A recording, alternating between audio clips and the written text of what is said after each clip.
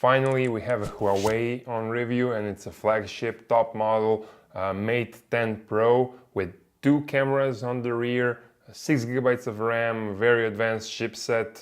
This 6-inch display is built in a small casing, thin bezels around the display, and it's packed up with a bunch of features. Mate series is for a longer time now a top series in Huawei, so check out what we think about Mate 10 Pro.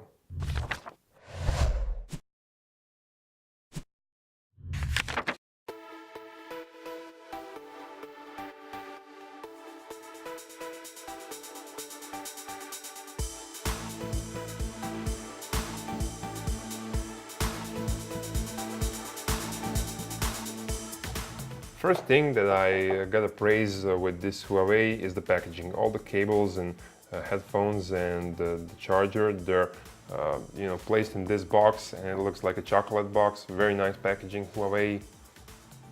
And also you'll get this screen protector, which is pretty nice and handy. Although the device has a very big 6-inch display, it's a little bit bigger, but it has extremely thin bezels around the display, even up and down. And down here you'll see virtual keys below the screen. I don't like that particularly. I like when they're divided, but this bezel is so thin that I can not say this is a disadvantage. If you have smaller hands than me, then maybe you will have to be using 2 hands for this device. The build quality is just awesome. It's superb, and the finish and everything, I like it very much. In brown color, champagne brown, so definitely check out the colors when you're choosing this device.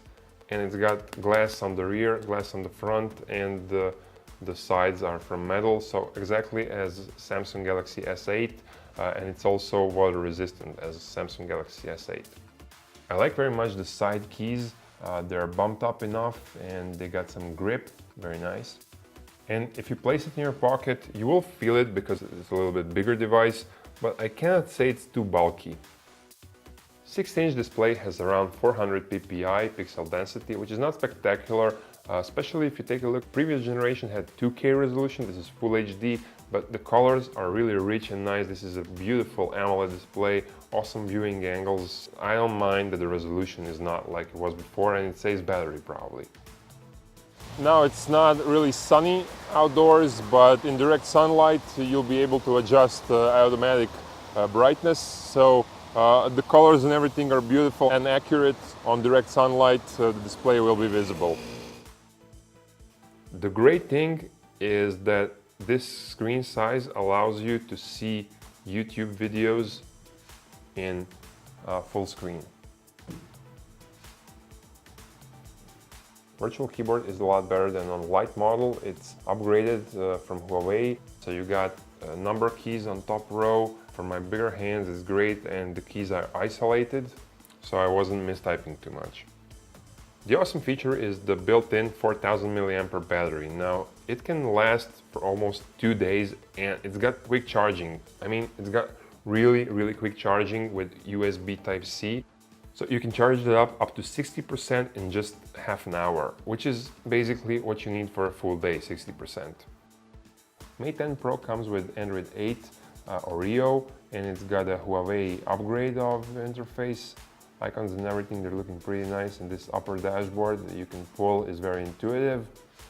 And you have some nice themes and widgets and stuff like that that looks quite attractive. Also, you have new functions like a dual window. You can use 2 applications at once, and you can have some applications floating, for instance, like Google Maps. Mate 10 Pro also has a dual SIM slot, so you can use 2 SIM cards at once. And the interesting thing is that it has IR remote, so you can use it to control your TV. You can basically switch your remote with this device. Mate 10 Pro has the newest and most advanced chipset on the market, Kirin 970 with 8-core processor and the G72 GPU.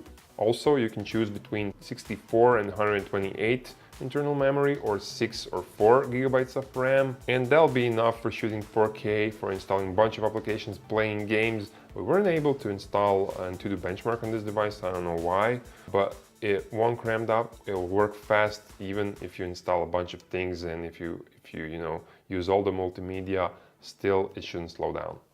So if you shoot in 4K video, you'll see that it's switching a little bit. The picture is switching because although it has 6 GB of RAM memory and advanced chipset, still it has problem with shooting in 4K. If you're in photo mode and you're shooting with a 20 megapixel camera, you won't be able to zoom in, not even digitally. So you have to change the resolution down here to 12 megapixel and you'll be able to zoom in. I don't know why is that. In daylight, photos are nice, clean and accurate with no noise, with realistic colors. Camera also supports the software bokeh effect, but it's not something that will particularly be likable to someone that already used a professional DSLR with some sharper lens. Camera shoots photos a little bit slower and it takes some time to save the photo into the device, especially in low light condition, which I don't like. And then in low light, photos are a bit grainy, although not always. I was able to get really clean photos in low light with city lights. Video in daylight is pretty sharp, it's pretty clean as photos. It's very good. In low light conditions, although video is not very good, even it's not especially low light, even if you're in interior, the picture is pretty grainy. Front camera gives clean and nice selfies in daylight. It's much better than Mate 10 Lite model. In low light, photos have a lot of noise and they're somewhat usable when they're reduced to a smaller resolution. There are better front cameras in low light on smartphones. Video from the front camera in daylight is pretty good, but it's a little bit overexposed as photos, and in low light it's pretty grainy. Mate 10 Pro has 2 speakers, one on the bottom and one up here, so you have a stereo sound. It's very melodic, it's very nice, awesome, rich sound, and it goes up to 82-83 decibels, so pretty nice speaker. In the end, the Mate 10 Pro has a bunch of specs that are really bumped up, that are really good. I love this display that's built in, encasing with thin bezels. And it's comparable to Note 8. Note 8 maybe looks a little bit more attractive, but I can't say that this device is extremely attractive, and it's packed up with a bunch of features. It's got an infrared port, so it can wirelessly control your remote devices. It's got USB Type-C, great battery, 4000 milliampere, fast charging, 6 GB of RAM. It's got everything. The only small disadvantage is that the cameras in low light are not that well performing. They're like average, a bit above the average, but rare smartphones get awesome photos in low light. You won't make a mistake with buying this one.